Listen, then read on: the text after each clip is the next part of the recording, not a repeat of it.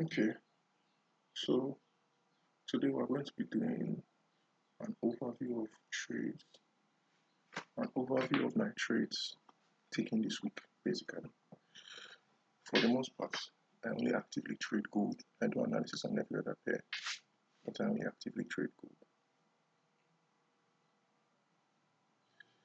Okay, so let's go back to the beginning of the week. This week started on Monday the 12th.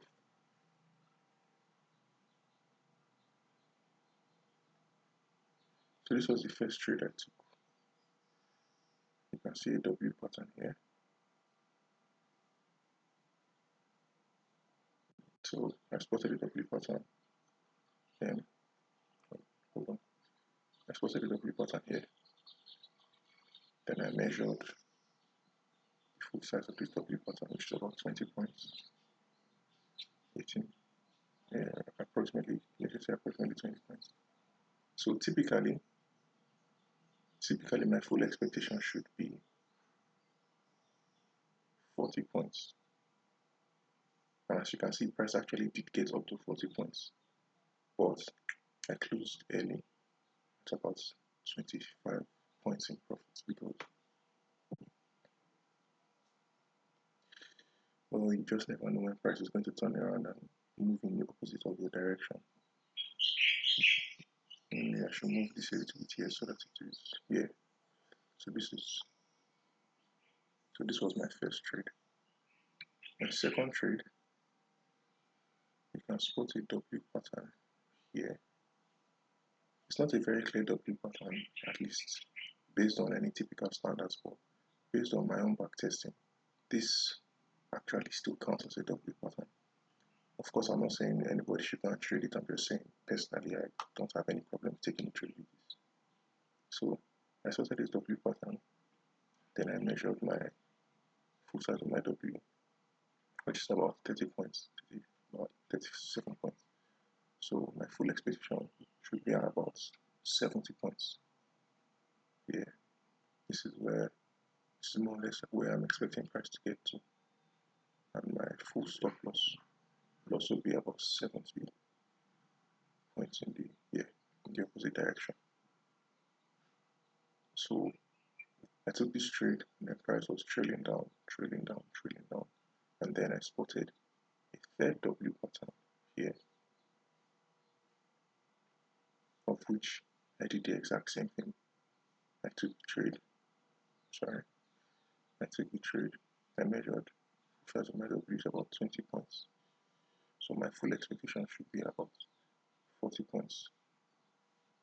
My full stop should also be about 40 points, which is very close to this. So I decided I might as well synchronize these two trades and move this guy here and move my expectation up. So while I was waiting for these trades to hit my take profits, price moved up, moved down, moved up, moved down, and then I took so now I have to go to the 1 hour time frame because this trade I took it on the 1 hour time frame. Okay, so on the 1 hour time frame you can see that there is a W pattern here, and this W pattern is, I could even trace it like this so it will look more like a complete W pattern. So we have a W pattern here on the 1 hour time frame, and this W pattern is about 60 points wide. So I took a trade off of that W pattern. Why did I take a trade off of that W pattern? For one, I always take my trades off of W patterns, but for two, if I go down to the 4 hour time, if I go up to the 4 hour time frame and zoom in, let me move this guy to and zoom in properly. This is where I have my W pattern. I have my W pattern from here to here to here to here. So you can see that there's a bullish engulfing candlestick.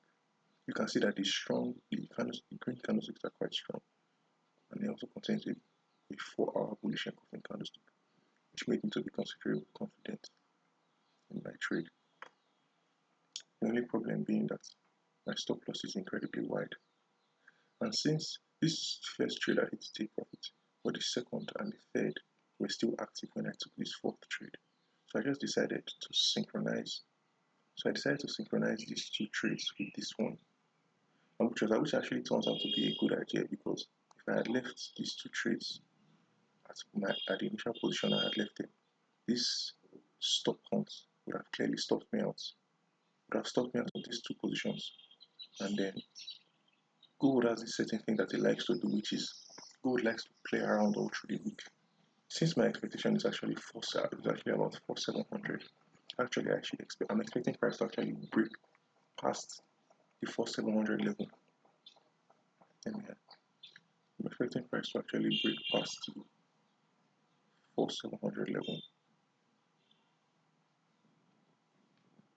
The price has this thing that it does where if price has broken through the 100 points psychological level on gold, it usually, not always, but usually waits for the following week to break through the next one. So I was already aware that I would most likely be holding this trade until the following week. So this trade 1, this trade 2, and this trade 3, these 3 trades are still actively being held into the following week. And then price came into a bit of a range here. And then did a stop hunt.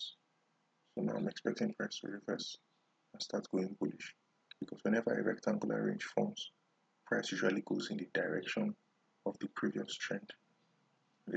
Hold on. Let me to make this clearer.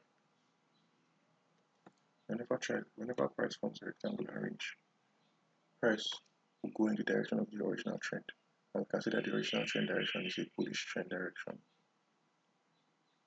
So I'm expecting at this point, I'm expecting for price to go bullish like this. But gold also has this thing that it does where whenever price forms a range, each rectangular or even triangular, gold will always break through the bottom, like as if it's trying to give a false breakout. Or maybe that's just what they call a stop loss. Gold always break through the bottom first before actually climbing up. So now that gold has broken through the bottom, I'm actually expecting gold to start climbing up. In fact, you can actually see that there's a W pattern here. There's a W pattern right here. Hold on. There's a W pattern right here. And it even contains a bullish engulfing candlestick on the 1 hour time. But I already have 3 positions that are open. So if I were to open any more positions right now, I would just be taking an excessive risk. So that's the overview of my trades throughout last week, from the 12th of January 2026 to the 16th of January 2026. So that's the overview of my trades.